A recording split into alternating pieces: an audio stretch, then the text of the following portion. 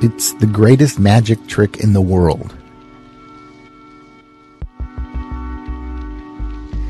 All I needed was a box, paper, and some liquid.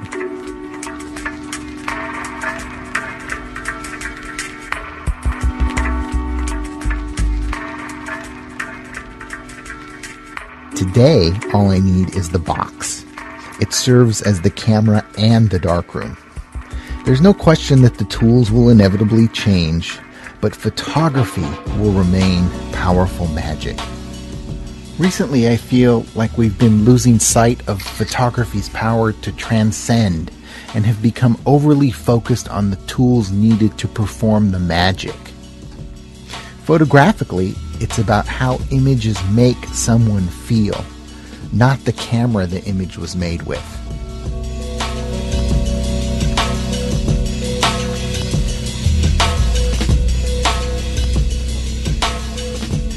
It would be so easy to go negative and criticize. Well, this sucks and that sucks. Instagram filters are crap and photography is dead and we're all facing the wrong way and iPhones are cheating, blah, blah, blah. But it's harder to stop and really contemplate things like, why do I make images? Why do I feel the need to add filters? It's so much harder to attempt to explain, explore, look inward, and to really slow down. So this is me looking inward and documenting externally how I feel about photography, the photography of my past and the photography of now.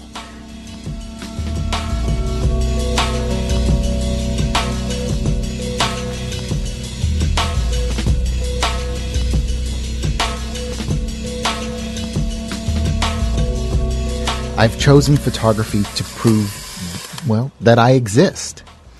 I see my captured view of the world as my search for meaning. For me, words are often inadequate, so I choose to define my experience with photographs. This little act of magic does not divorce me, as many critics have implied, from the here and now. In fact, for me, it deepens my bond to the present moment, and for me sparks a truer moment when mind, body, and capture device pause that extra millisecond to reflect and record. Then, and only then, do I feel that I'm truly able to see. Current technology has now allowed me to offer to others a small taste of my here and now, on unprecedented levels, filtered through the social portal of Instagram, sprinkled with a little synthetic nostalgia, a document that states, as many before me have, I was here and this is what I saw. Does it matter what camera I shot it on, that it's black and white, that it has an Instagram filter on it? Even if we flood the world with more images, even not so good ones, is it really doing society harm? Really? I don't think so. Anyway, who are you to deny me or anyone else seeing and seeking and curiosity, taking photos to give meaning to my present and future with a mobile phone or an Instagram filter? It seems like people these days are reactionary because one style of photography was hard work and the other is just pushing a button. In the end, I care about the destination. Is it cheating to take a plane to Los Angeles? Are you telling me that it would be more authentic to have taken a horse and buggy?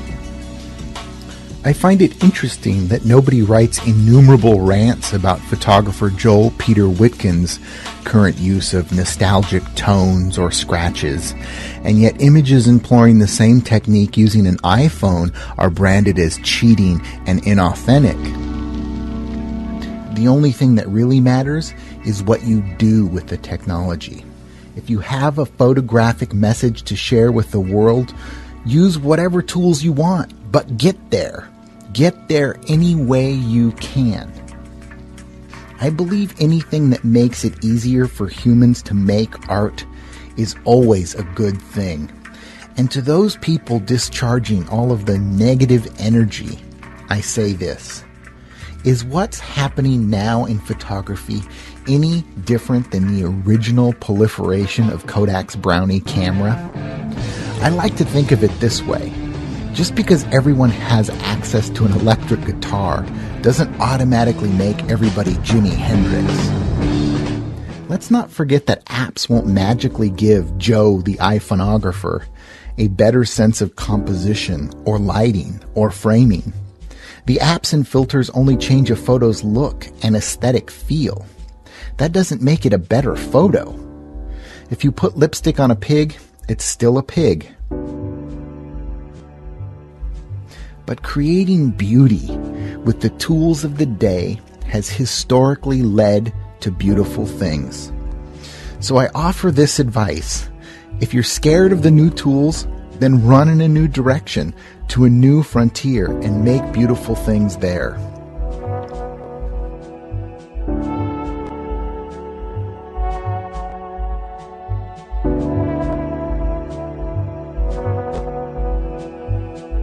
This is why I synthetically age my photos with Instagram filters.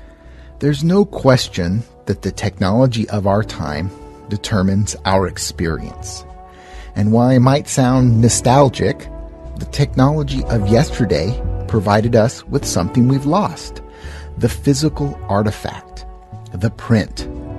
The print was the only way to experience a photograph. But today, we can only impart what we know to our present. All that we know is that the pictures of our childhood had that warmish, faded, 1970s, rounded corners, slightly out of focus feeling. The memory of things past. Comfort food for our eyes. So it seems a natural extension to add this familiar option of nostalgic filters to our photographic process. When we discover an old, faded, cracked, and torn image, we handle it with the care and respect it deserves. Time has honored it with its blessing. The same cannot be said for the digital. Time cannot touch it. My digital images will never see the ravages of time. They will always remain preserved, pristine, and forever in their original state, in the perfection of now, without the possibility of the flaws of the past creeping in and eating away time. But I want my images, like my thoughts, to fade, to mix with the ether of all that has come before. What is done in time, time respects, but not so in the digital world. The value of time's respect is decay, disintegration, and loss. And because I know that time cannot touch my digital images, I become time itself and insert its touch into my images. Time. This is all about time. It's about the time we are losing, about what the future is doing to our memories. It's about the fact that we've allowed technology to compress our collective thoughts and images into ones and zeros.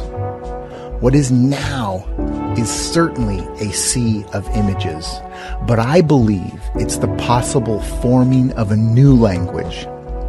So let's embrace what we have, the promise of photography now. We are here now. This is our time. Let's continue to find our voice, our perspective, our stories, and style, regardless of the medium. Let's get there any way we can.